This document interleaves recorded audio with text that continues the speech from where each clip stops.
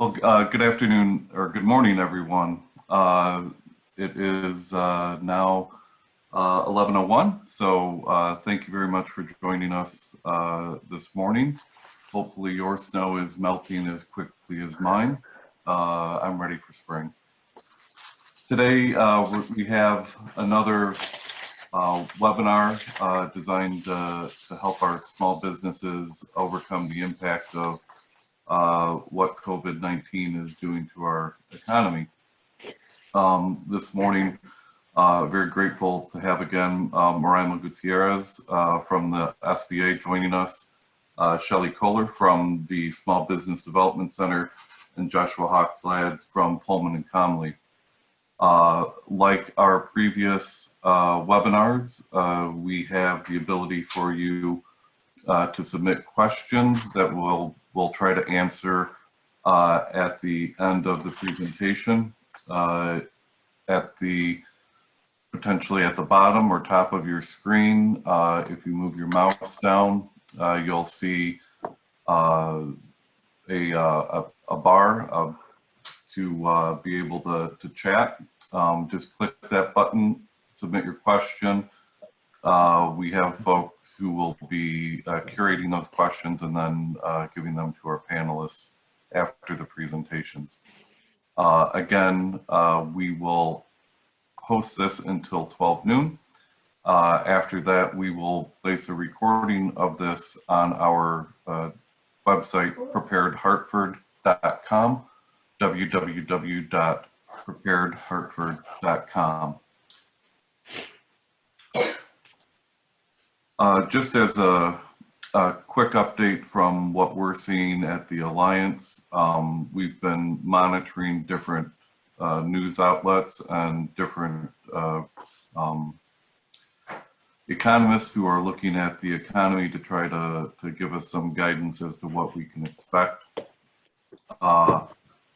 Needless to say, the short-term prognostications are not good, expecting a fairly significant hit to our economy, but most are expecting a bounce back by Q3 and Q4 of this year, potentially ending the year down slightly, which, given what we're looking at today, I think down slightly would be welcome. So we expect the rest of 2020 to be quite a roller coaster, but I think it's also fair to say that we will be on this roller coaster together. We will be doing everything we can from the Alliance's point of view to make sure that our community has the best information possible through the SBA, through DECD, and any other agencies, organizations, or companies who can help our economy recover quickly. I would also say that from our board's perspective, everybody is very much hunkered down, addressing either the needs of the community directly, as Jay Williams and the Hartford Foundation for Public Giving are, or preparing to keep as many people employed as possible while we ride this roller coaster together. All that said, I'd now like to turn it over to Moraima. Thank you again, Moraima, for being part of our ongoing conversations. The SBA is a great partner to the Metro Hartford Alliance and the Hartford Chamber of Commerce. So thank you, Moraima, for joining us again today. Hey, David, I'm sorry, this is Jevin. We did a last second switch in the order, so we're going to go to Josh first. Awesome. Okay. Good morning, everyone. I've been asked to talk about the labor and employment implications from the COVID-19 crisis. And by way of introduction, I'm Joshua Hawks-Lads. I'm chair of Pullman and Comley's Labor, Employment Law and Employee Benefits Department. And our department is working round the clock dealing with this crisis, literally. I think my last call last night ended after 10:30. I wish I could say that the news is positive, but while it runs the gamut from complete shutdown from businesses such as health clubs and restaurants, there are some bright spots, including essential businesses and manufacturing and other areas that are solar and other energy areas that are not only up and running, but are fully staffed and trying to keep everybody safe while supporting our community. But I will say that my team is primarily giving guidance in a few significant areas. And the first one is laying off employees. We are unfortunately dealing in this crisis with laying off hundreds and hundreds of employees a day. I don't think there's any surprise to anyone who's looking at the news with unemployment and statistics and everything else. But the Pullman and Conley lawyers are really at the forefront of this by helping our clients deal with these layoffs. The top questions we're getting relate to the difference between a layoff and a furlough. And there's unfortunately a lot of misinformation both on the internet and being spread around about the value of a furlough versus a layoff. And they are very different things. Both of which involve suspending an employee's employment for a period of time. Just to give everyone some background, furloughs were big in 2008, 2009 during the economic crisis when companies needed to let people go for either a few days or a week in order to save money. And they didn't let them go permanently. They just let them off the job, the active employment for a period of time and did not pay them. And there's different rules. I'm not going to get into the technicalities, but there's different rules for exempt employees and non-exempt employees. But the main idea of a furlough is employees would either rotate shifts or be on 1 week and off another week. And during that time, they wouldn't get paid. So the employer would save money at that time. While an employee is furloughed, all of their benefits still have to be continued because they're still considered active employees. They just wouldn't be paid. A layoff is different. A layoff is typically when an employee is let go for a period of time and is no longer employed in any fashion, and therefore not only doesn't get wages, but also doesn't receive any type of fringe benefit.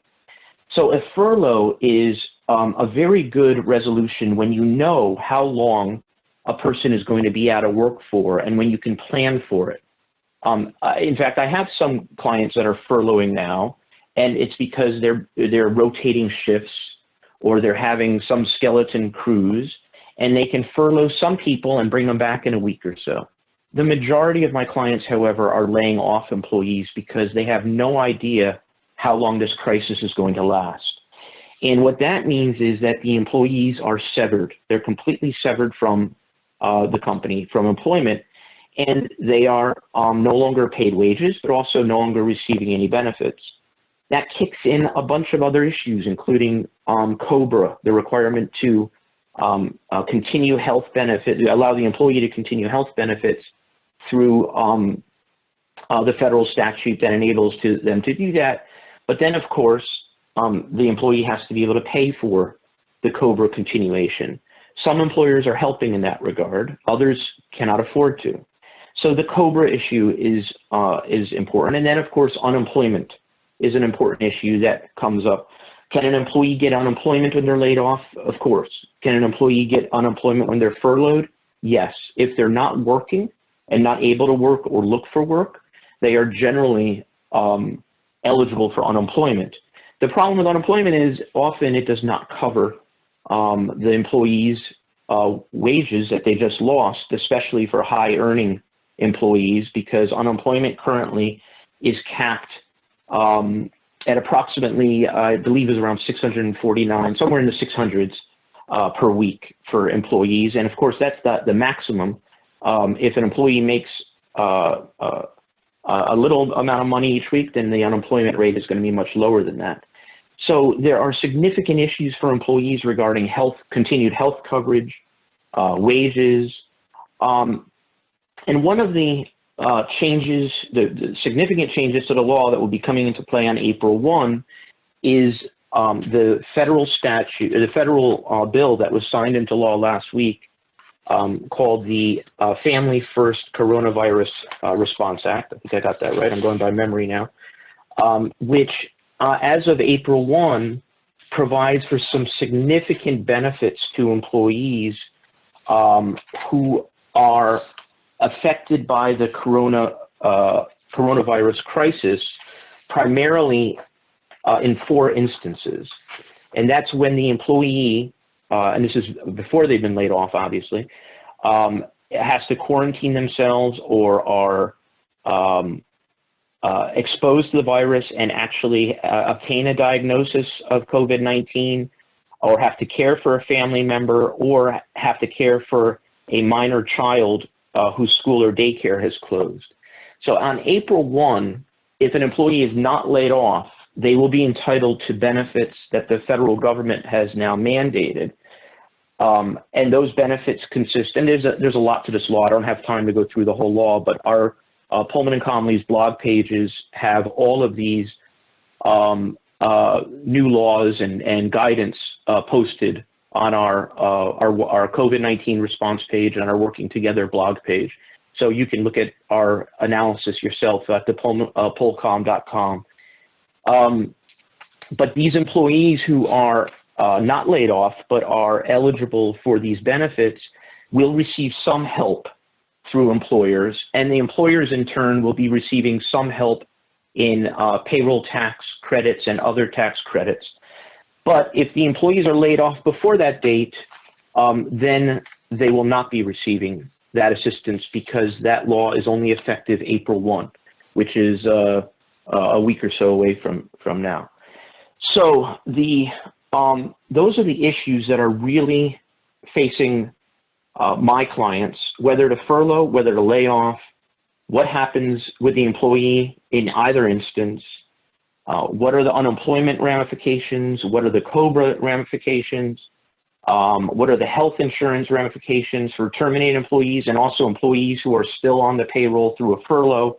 Also, you should talk to your insurance brokers about this, because many insurance plans have minimum working hour requirements per week, typically 30 hours per week. And if your employee is not working those hours, they may not be entitled to continue on the health plan. So you need to talk to your insurance broker about that.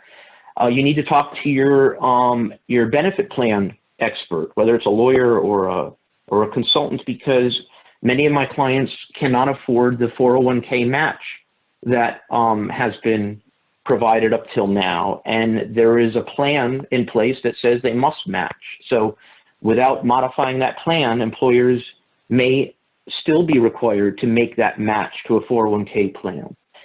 So you need to not only talk to your labor lawyer, but you need to triage this with your insurance, your benefits people, and really pay attention to all the details.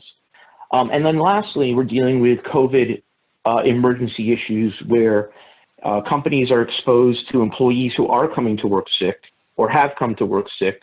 These are clients where businesses are still open, and everybody must be careful not to expose other employees to the disease accidentally. So we are advising employers to begin temperature testing. We're advising employers to have employees first test themselves at home to see if they have a fever. And then several of our clients are actually testing at the door, taking all safety precautions with certified personnel doing the testing to make sure that nobody's allowed in the building, whether an employee or a visitor, who could possibly spread the disease. So there are numerous aspects to this crisis that are touching upon labor and employment issues. And with that whirlwind tour of some of the things that we're facing, I will turn it back to you for the next speaker. All right, Marima, we'll go with you next. Thank you. Thank you again, David and your team at the Metro Hartford Alliance, for allowing us the opportunity to be able to supply, all our small business owners and entities with, with valuable information. So on behalf of SBA, I just wanted to remind those folks, if you have not heard, we are offering low interest federal disaster loans for working capital to small businesses that in designated areas. And of course, Connecticut was one of the 4 states in our nation that was declared a federally disaster area. That happened on March 16th. So since then, we've been working arduously with our economic injury disaster loan program, which we've now, in government, everything is an acronym, so we're calling it EIDL. And so there are 3 steps to this disaster loan. And I'm going to be brief because we have another speaker, Shelley, that can go into a little bit more depth, or so you can contact me afterwards. The 3 steps, the first one is apply for the loan. Everything is being done electronically on our secure website, disasterloan.sba.gov/ELA. We don't have folks on the ground. You cannot walk into our office. Everything is being done electronically. As a business of any size, you may borrow up to $2 million for physical damage. We are the interest rate is 3.75%, and for for-profit business, the interest rate for not-for-profit business is 2.75%. Step number 2 is the property has to be verified, and so this is where the loan decision gets made. So on the underwriting side, SBA is going to review your credit before conducting an inspection to verify your losses. And what we've seen in the past week is those folks that have been denied, most of it has been because of credit score. So we want to make sure that for the folks that that are doing this, I would say abruptly or very quickly, really you need to outline everything in the loan application and fill out everything properly. So for that reason, we really encourage you to use our resource partners. So because you do have another chance where you're going to have a second attempt to put through the loan package, but we will really want to make sure that one of our resource partners is able to look at that before you click submit. So an SBA verifier will estimate the total physical loss to the disaster, and so then they will determine your eligibility. So let's say you think you might need $100,000. Well, the loan officer might determine that it's a little bit less. So that's where the numbers come into play. So the loan officer is going to work with you one-on-one to provide all the necessary information needed to reach a loan determination. And the goal is to arrive at a decision and a disbursement date within less than 2 to 3 weeks. So step number 3 is that's where we close the loan and funds are dispersed. And again, one of the things that we really emphasize is before you click send, maybe reach out to one of our resource partners, that be it the Small Business Development Center, that be it SCORE, that would be it our Women Business Development Center or Women Business Center. And these are all federally funded resource partners that we work with that provide one-on-one free business counseling and training. And one of the good things that I can tell you about, if you do have an existing SBA loan, we have a deferment that was declared yesterday. So there are deferment of SBA loans, existing SBA loans, up to 1 year. So that will be that will help a lot of small business owners in case they're again they're in a situation where they're they don't have the ability of repayment at this time. Again, we ask for small business owners, if you're going to go through this process, keep track of your losses. Again, the loan amount is going to be determined by your receivables with profit and loss statements and whatnot. And there are no prepayment penalties. If in case let's say you planned out for the next 6 months and that's how much you were, you awarded, and next thing you know, in the next 3 months, you're able to get back on your feet, you can pay back the loan. There are no prepayment penalties. So we're really trying to make this process as easy as possible and as seamless. And for that reason is, we have our small business development centers that can help you package this, put it together. And so that's kind of what I wanted to touch on, the Economic Injury Disaster Loan Program, because I know there's a lot of questions surrounding it. And because the process is done online, we also have a 1-800 number. That's 1-800-659-2955, where folks can also call and ask more questions. But I'm not going to go into more detail on it. I'm going to leave a little bit for Shelley Kohler of the SBDC to continue the subject. Thank you, Marima. Okay. Thank you, Dave, and Josh. There's a lot of information, and it's all good. It's a lot to take in. So I am Shelley Kohler, and I am a business advisor with the Small Business Development Center. I am one of 13 out in the field, helping with a lot of businesses, one-on-one and in group settings like this. There are as well SCORE and WDC's resources. We cannot do this alone. I just want to put that out there. So what I want to really speak on today is I'm going to start with best practices in crises, and I'm going to kind of break it down. We all know best practices. There is before crisis, there's during crisis, and there's after crisis. And we're going to focus really on the during, and there's kind of several phases, and the application is absolutely one of them, but I'm going to break it down even further. Part of what we want businesses to do is really just, I call it the STAR. You need to stop, you need to think, assess, and then reach out to a resource. This is not a time to try to do things alone. So reach out, reach out, reach out. First, always look at the relationships you have.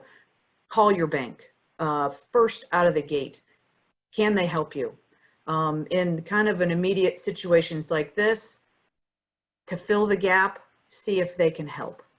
And then that kind of leads you to the next step. No matter if you think you're okay right now, maybe it'll last a few weeks or whatnot, apply. This EIDL, the disaster loan, is going to be critical, because I think this is going to last longer than many of us really can know right now. So to be prepared, you want to apply, because there is a waiting period. We don't actually know how long the process, but if we don't want you to be in a critical have to shut down. If you can get funds prior, apply. You can always reject the loans if you are accepted through the EIDL loan. So calling your bank. Now the application, I am going to stress, if you have not applied yet, or if you have not submitted yet, please watch the step-by-step walkthrough video. It's 52 minutes. It's the best 52 minutes that you will spend. It will alleviate a lot of frustration and stress. It will allow you to get through most of it. You might have some questions, but it will absolutely help. You can find this video on our website, ctsbdc.com. I've seen it on cedf.com, as well as preparedhartford.com. And I'm sure there are others. Please put them in the comments. We want people to watch this. It will help us as resource partners to navigate and help you much quicker. If you as well haven't submitted the application, again, I highly suggest you do. You can reject if you're approved, but we don't know how long this is going to last again. So I'd rather have you be prepared than be in another critical situation in the next wave. So now I'm going to get into some tips. Those of you who have not, write these down. Those of you that are in the midst of, take a pause and write these down as well. Two things. One, you need to prepare a narrative, a statement of loss, a narrative statement of loss. This is going to require you to write up 2 or 3 paragraphs as to your statement of loss, the impact, what that looks like. This is going to give the loan manager more information. This is a requirement. So part of what is needed, not just your documents and your financials, but this narrative. And once you have that narrative, save it on your hard drive. When you're in the application, you're going to see in several different areas, upload. You want to click on upload. It doesn't matter where, upload it anywhere, because when they open this, all of your documents will be right in front of them. So that is key number 1. We want to make sure you have that narrative, which is a statement of your loss. And Marima, anytime that if I misspeak, please jump in. We want to make sure that you have all of these pieces and parts filled out in this application. Because if you don't, if you submit an incomplete, it can be cause for a denial, which then puts you at the back of the line. You can resubmit, but again, it goes to the back of the line. And as we know, that line is just going to keep getting longer. Seeing as we are one of the first states to really get this moving, there's just going to be more behind you. So we want to make sure that before you hit that submit button, everything you have necessary, and any areas that you think aren't important are important. If it's requesting an answer, give it an answer. Again, the best of your knowledge. If it requires a date, put in a date. Don't leave anything blank. That's one thing. There is some probably verbiage that might be confusing, and I think having these webinars tends to flush some of that out. And just as we have learned this system, you know, we are still asking questions as errors come up and whatnot. There haven't been too many, so it is a pretty seamless process as long as you give and support everything that is required. Shelley, this is Marima. Yes. One of the things that I also want to reiterate is where you have to attach documents. If you click send without attaching the documents and decide, oh, I'm going to, you know, send the documents tomorrow, that's going to put you at least 2 to 3 days behind schedule in terms of them making a determination, because as they're waiting for you to, you know, submit your documents, they're on to the next case. So this is very computer generated. This is all in a queue. So your file will be sitting in the queue waiting because it's incomplete. So just know that even though you submitted it, if you're missing some documents, you know, it's going to sit in the queue until you upload those documents. Perfect, which segues into the next.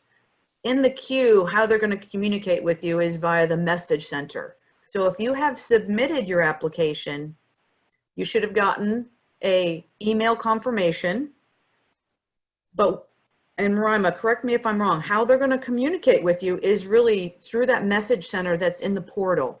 So you will have to log back in and make sure to check your messages. Absolutely. They will create a message board for you, and that's where you're going to be looking consistently for updates. So that's where you're going to create that I would say that conversation between you and the loan officer. Right.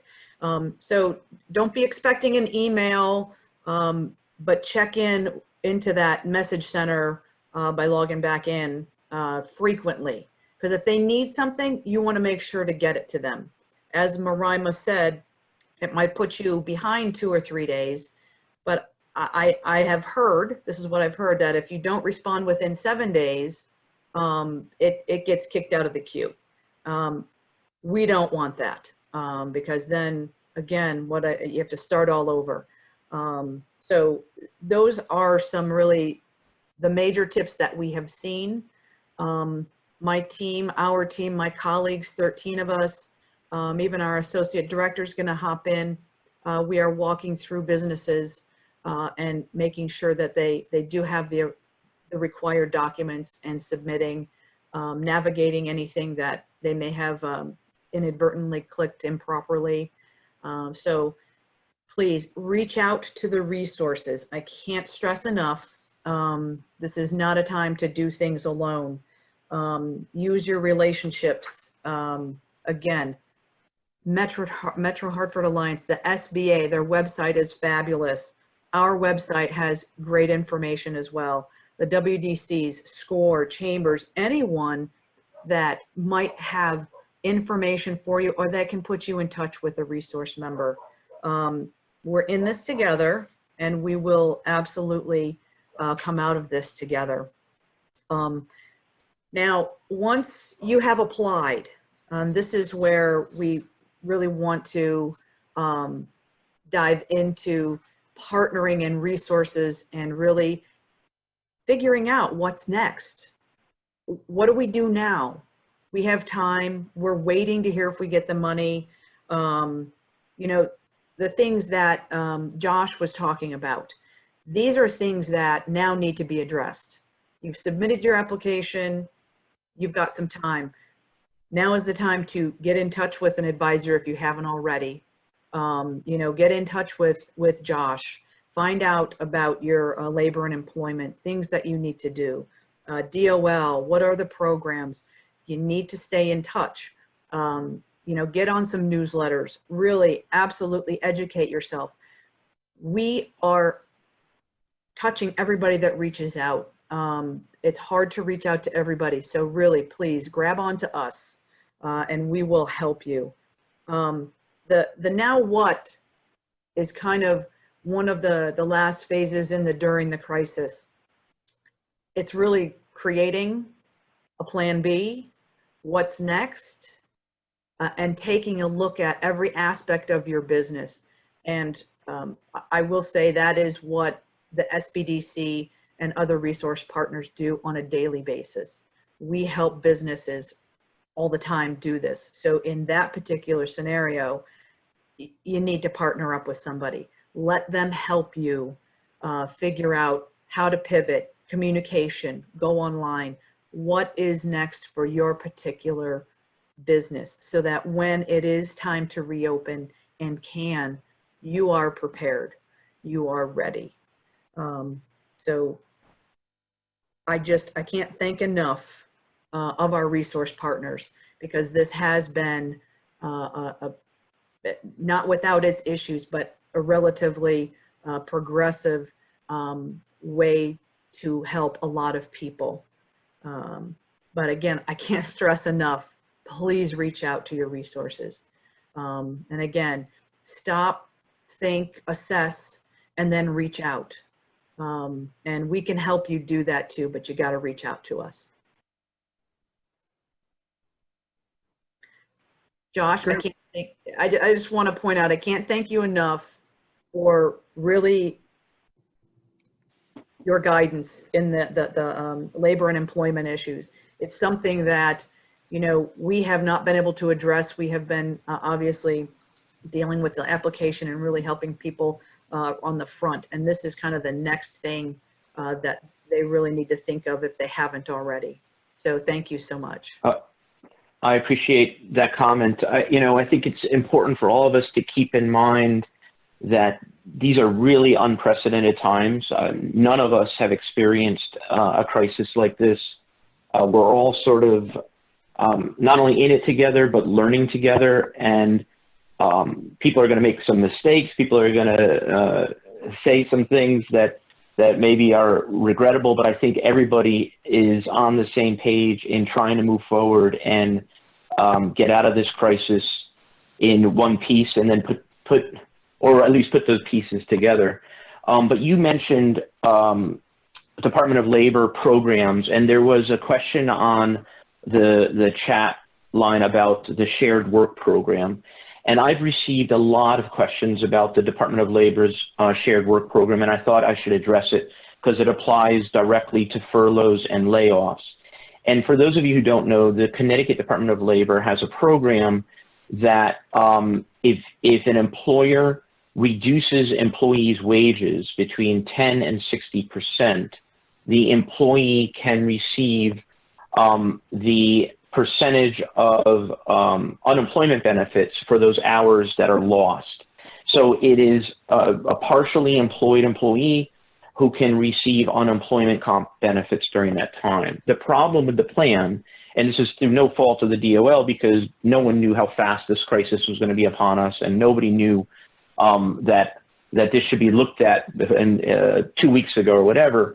But the problem with the program is it takes, historically and traditionally has taken some time for the DOL to process applications, and there are some requirements that need to be met with at least 2 employees participating in the program, and of course fringe benefits have to be provided during the work time, and there's a notice period for employees to agree to the program, so the employees must agree.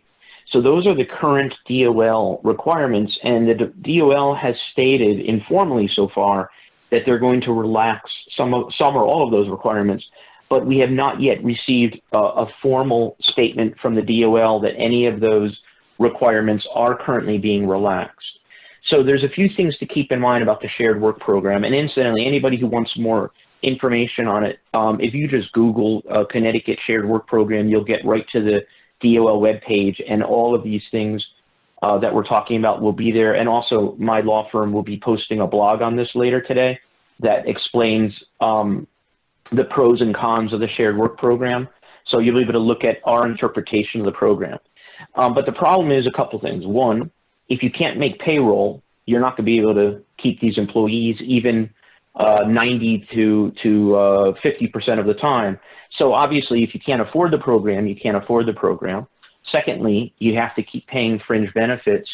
And if your program is for some reason rejected by the DOL, and it could take up to 30 days to get word of whether or not it's accepted or rejected, you may lose out on paying those fringe benefits to employees and then never recover them, even if the employee by agreement is supposed to pay back a portion of, for example, health insurance benefits. So the shared work program may be an option. It's going to depend on numerous factors, including the company's cash flow and ability to pay fringe benefits, and then ultimately the Department of Labor's modification to the current requirements and then accepting applications. We are telling people that if they can afford to participate in a shared work program by making the payroll at a reduced level and paying the fringe benefits, then by all means they should apply. But if in fact they must lay off, well then they have no option, and the shared work program won't apply. And I think there's a couple other things that need to be mentioned here that's very important. Number one is union matters. I did not discuss union requirements. So thus far, during this crisis, no labor requirements, meaning negotiations with unions and the obligation to comply with collective bargaining agreements that are already in place, none of those requirements have been relaxed by any state or federal law that I'm aware of.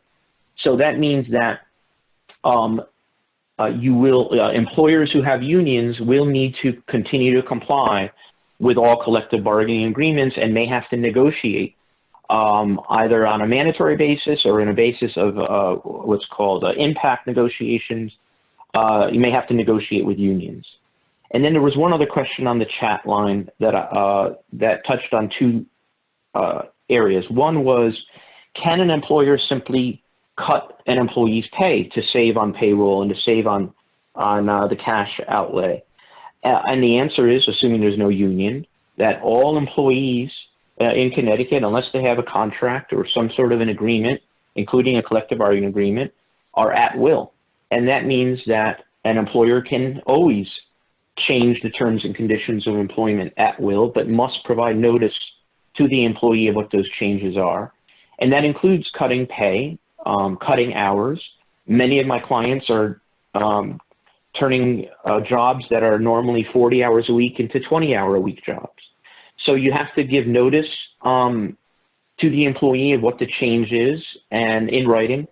And also, obviously, you have to pay what's due to the employee up to the point in time that anything is changed, including a layoff. And sometimes commissions are owed. Sometimes employees have closed deals or about to close deals that just happened. And in fact, you're going to have to pay a commission even if the employee is laid off or the job is changed in some fashion. So it's very important that all employers pay attention to these requirements that pre-exist and that no law has obviated in any fashion, including labor issues and payment of wages and benefits. And I just wanted to comment on those things since they came up on the group chat, and I'm happy to answer any other questions. So at this point, Margot, are you with us? Yes, I'm here. Can you hear me?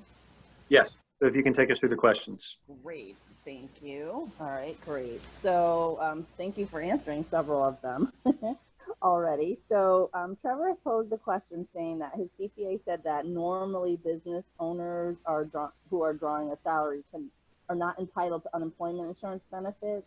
Is that being waived now? It's a good question. So first of all, I don't know what's being done at the Department of Labor level.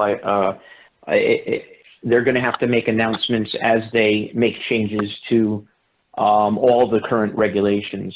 The typical rule for unemployment is that if a person does not pay into the system, into the unemployment tax system, then they will not be eligible for unemployment benefits. And most of the time, business owners do not pay and they're not treated as employees, but there are exceptions. There's exceptions sometimes for sole proprietors. There's exceptions for S corporations. So if the worker paid into the system, notwithstanding their status as an owner, then they may be entitled to benefits. But again, that's a question that is best raised with the Department of Labor, and also you would know if you're a small business owner whether or not you paid into the system on your behalf. And for those of you who don't know unemployment, unemployment is a sort of share the pain system where every single employer pays a percentage of payroll into the system in order to allow all employees who are laid off to participate in the unemployment compensation system by getting compensation that is a percentage of their what they made as a salary. And historically, the system has run well, although back in 2008, 2009, many of you may remember that the system ran at a deficit, and there was needed to be bailed out by the federal government, and then there was a dispute between the state and federal government as to getting how that debt was eventually going to be paid. And I actually don't even remember what happened between the state and federal government at that time. But the bottom line is employers don't pay unemployment benefits. The state does. And the unemployment compensation is based on the employee's wages over I won't go into all the details, but approximately the last 4 quarters of work.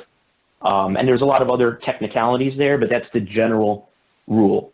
So employees who are laid off and are entitled to unemployment, meaning they're not working or are only partially working, will be entitled to unemployment based on the calculations that can be found on the DOL website. So if someone's interested in how much they're going to make, or an employer is interested in how much an employee can make, if you go to the DOL website, there is a calculator there that can provide that information to you.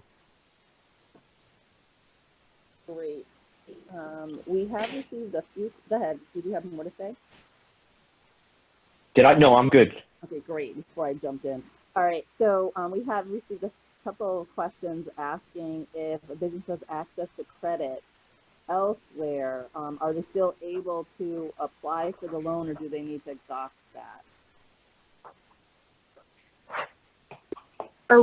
Hi, this is Marima. Originally, we were hearing that no, if you were able to access credit elsewhere, go there first, but now we're hearing yes. So I suggest put through the application and see what happens. Those were I want to say that those were the initial rules on how disaster loans were being processed, but this is under special circumstances. And so a lot of the rules and regulations have been laxed. Hey, this is Jevin. One other thing that we've heard that I thought was really good advice is make them say no. You know, if you're a small business and you're looking at your runway and how much cash you have, you know, if you don't wait until you're 2 weeks away or 1 month away and you've exhausted all of your other lines of credit to apply, look at how much you have. And if you've got less than 6 months of runway, apply and, you know, get yourself in the best cash position possible. The worst thing that can happen is that the SBA says, no, you don't qualify. And if you don't qualify, you have sufficient access to their lines of credit that it shouldn't be a problem. I thought that was a great way to think about it. Absolutely. And this is really, that is how we are advising, because we don't know how long. I want folks to know this is a 30-year term. So not only is the interest rate low, the term of payment is 30 years. So there's really not a better product out there right now. So it's really good to take advantage of this if you need to. I think everybody should. Absolutely. The idle loan is just a no question, and to Devin's point is make them say no. There are some businesses that literally need an extension of a line of credit now to continue to keep people employed and are essential. So those are the ones that should be reaching out to their banks, and then as well applying for this loan, and dealing with the wash on how much runway they need from there. I see there's a question about a furlough payment, if you'd like me to answer it. Go ahead. Yeah, go ahead. Okay, sorry, I didn't know if I was live or muted. Sorry about that. So someone asked about the payment of wages on a furlough, and there's no difference. And I should say before a furlough takes place is the question. The question specifically is, if an employer furloughs, is the employer required to pay out the last day worked pay similar to a termination, or can they leave them on payroll? No wage rules have changed during this crisis, and employees must be paid in the normal course for every day worked. So if you're furloughing, if this Friday you're announcing a furlough, and of course the difficult question to ask is everybody has a different pay, not everybody, most people have a different pay schedule, but all people must be paid for the hours worked during a week, even if it's a biweekly pay schedule. So the employee must be paid for the last day worked within the normal payroll period, if that makes sense to the person who asked the question. And I think the question is, in a termination, the employee must be paid within 24 hours. But the employee is not being terminated in this case. It's a furlough, so the employee should be paid within the regular payroll period. If you lay off and therefore terminating employment, then the last wages for the last day worked must be paid within 24 hours of the layoff. And then there was another question about whether an employee who could be laid off for 1 or 2 days during a week, I assume that means a furlough for 1 or 2 days and it's working 3 days, whether or not that person could qualify for unemployment for the remaining portion of the week, and the answer is yes, that the DOL will allow for partial payments for people who are partially employed. And also the DOL, you should know, during this crisis time has relaxed the requirements pertaining to the need to look for work. You must be ready, willing, and able to work, but the traditional requirement is that you must be constantly actively looking for work, and that requirement has been relaxed during this crisis. Great. We have a few more questions. Steve asked if if the personal guarantee for any owner over 20%, that's mandatory. Yes, it is. Okay. Trevor asked another question, and he said that the SBA loan did not ask for a specific loan amount. When he called, he said that they would determine the amount, but he said business receivables were not asked for on the application. No, you won't where it'll ask for the loan amount. The loan processor will determine based on the receivables. They will then determine the amount of capital necessary, to keep the business ongoing. All right, I'm hearing that people can't hear my question. Oh, someone. Javon, I think there may be a technical problem, but there's two other questions. If you'd like me to answer the two other questions I see that have popped up, I'm happy to while that gets resolved. Please, I got it. Okay, so two questions that have popped up. One is a constant one over the last 2-3 weeks, and that is if an employee feels that they may have been exposed and stays home due to their own concern or the company's concern, are they eligible for assistance during those days? And by assistance, I assume you mean, are they eligible to be paid by the employer or collect unemployment? Keep in mind that on April 1, the law is going to change in this regard with the Family First Act when that comes into comes into play, because that's the effective date.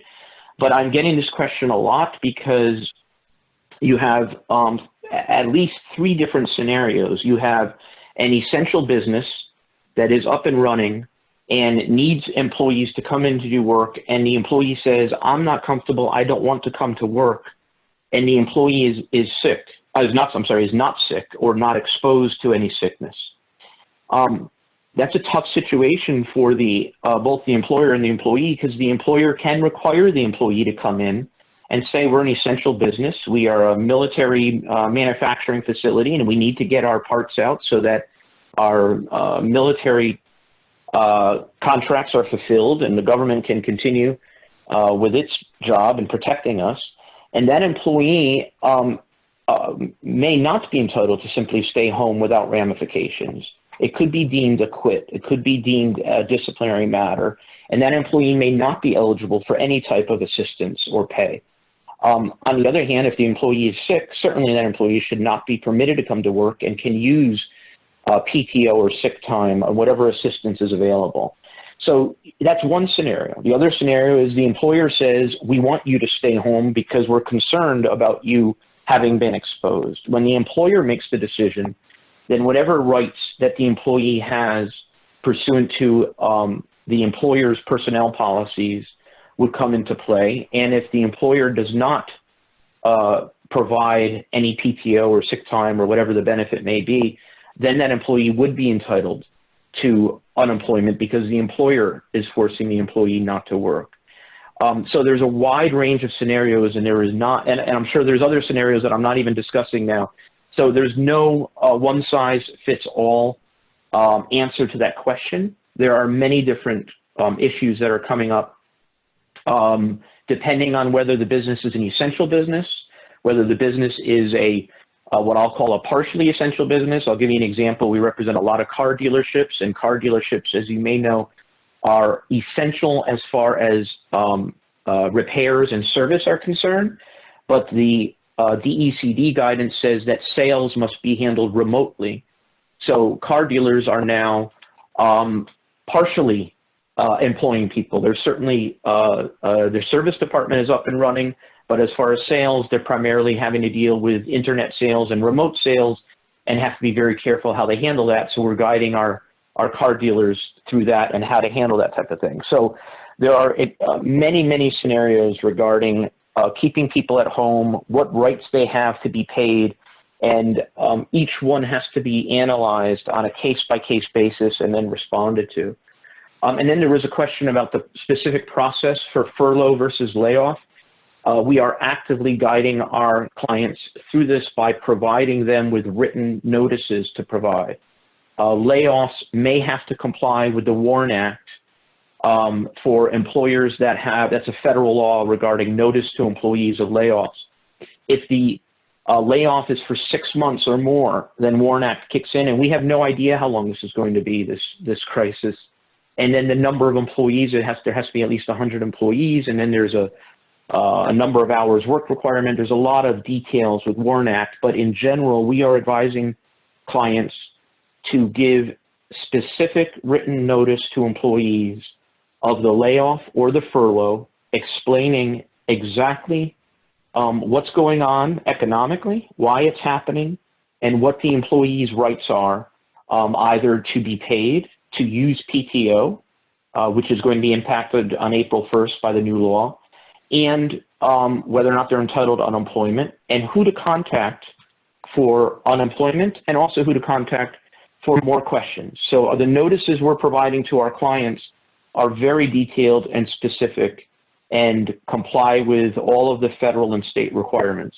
But it is important that employees be put on notice and not simply be sent home and left guessing as to their status. So that's very important. Thanks, Josh. So at this point, we have 5 minutes left. Let's try to do kind of a lightning round to get through as many questions as possible. The first one asks about whether chambers of commerce and other 501c6 nonprofits are eligible for EIDL. Marima, do you have any guidance? So I sent a text message in the chat, but it's still up in the air. We've received conflicting answers from the Office of Disaster Assistance. So if you'd like to give me a call offline, we can talk about that a little bit further. In looking at our standards of practice, the immediate answer would be no. However, again, because some things some rules and regulations are being laxed, again, this is moving quickly. And so a lot of things are being determined on a case-by-case basis. So definitely, I would like to talk more offline about that. Question about whether fees are charged by, I think it's to the SBDC. I think the answer there is no, the SBDC gives services for free. Is that correct, Shelley? Correct. There is no cost. No cost for our services. And I'm looking at the question here. Absolutely, we will help anybody, our understanding from a startup to possible pre-revenue forward that can apply for this loan, and we will walk them through that.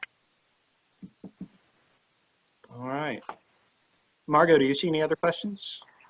Unfortunately, because I got dropped, I'm not sure if you already answered this question. Is a 2-week sick time in addition to the time already offered? Is the 2-week sick time? I assume that question is relating to the new federal law. I hope it's a vague question, unfortunately. So I'm going to make an assumption that the person is asking about the 2 weeks that the federal law is requiring, which means on April 1, if an employee, a current employee as of April 1, is not permitted to be at work because of he or she has to quarantine because he or she may have been exposed to the virus, or the employee has to care for himself or herself because of an illness related to COVID-19, or has to care for a family member who's been diagnosed, or has to care for a minor child whose school or daycare has closed because of the coronavirus, then that employee will be entitled to 80 hours of paid sick time under this new federal law. So is it in addition to normal sick time? The answer is yes. The law specifically says, believe it or not, that it is in addition to any other PTO or sick time. So yes, as of April 1, if the employee is employed and then is unemployed for those reasons, those specific reasons, then that 80 hours of sick time is in addition to PTO. And I again point the person who asked that question to our blog, which will has a detailed analysis of the new federal law of the Families First Coronavirus Response Act, and all of those questions should be answered by reading that blog. Great. We've got another question from Jorge asking, what about startups with little credit history or revenue yet?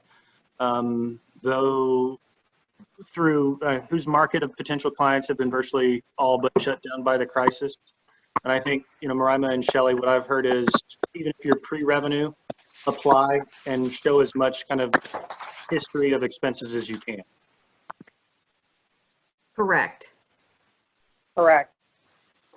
I think it's make them say no. And we will help those businesses kind of determine what they need inside of the application and move forward with them. Great. And then the last question from Michael about how to execute a furlough or where do we go for guidance. Michael, we'll put some links on our preparedhartford.com site for how to get more information, but people like Josh are your experts on this. Josh, unless you have something to add there, I'll pause for a second in case you have something to add there. No, I agree. It's not a question that can be easily answered in this forum. You should talk to your expert legal advisor, and of course, we're happy to help. Great. So with that, Marima, Shelley, Josh, thank you so much for being on here today. For everyone who's listening, this will be recorded and posted to preparedhartford.com. If you have any questions, please come to the website. Please send your questions to us. Please feel free to reach out to the panelists.